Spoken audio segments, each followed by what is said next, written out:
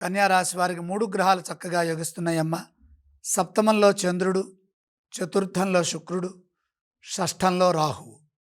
లక్ష్మీ కటాక్షం శుభప్రదంగా ఉన్నది. ఐశ్వర్య యోగం ఉన్నది. భూగృహ వాహనాది యోగాలలో పురోగతి ఉంటుంది. స్థిర సంపదలను పెంచుకునే అవకాశం ఉన్నది. సమయానుకూలంగా నిర్ణయాలు తీసుకొని ధర్మ మార్గంలో కృషిని కొనసాగించండి. నిరంతర సాధన ఆర్థిక శక్తిని ప్రసాదిస్తుంది. అవసరాలను దృష్టిలో పెట్టుకొని ఏ పని చేస్తే మేలు జరుగుతుందో ఆ పనే చేయండి. కాలాన్ని సద్వినియోగం చేసుకునే క్రమంలో విశ్వాసంతో ముందుకు సాగండి. మనోబలం సర్వప్రధానమని గుర్తించండి. ముఖ్యమైన కార్యక్రమాల్లో సున్నితంగా వ్యవహరించడం మంచిది. ఏదీ లోతుగా చూడవద్దు. సంభాషణల్లో స్పష్టత ఉండాలి. అవగాహన సామర్థ్యంతో చైతన్యవంతంగా బాధ్యతలని పూర్తి చేయడం ద్వారా సత్ఫలితాలు సిద్ధిస్తాయి. వారం ప్రారంభంలోనే ఒక మంచి జరుగుతుంది.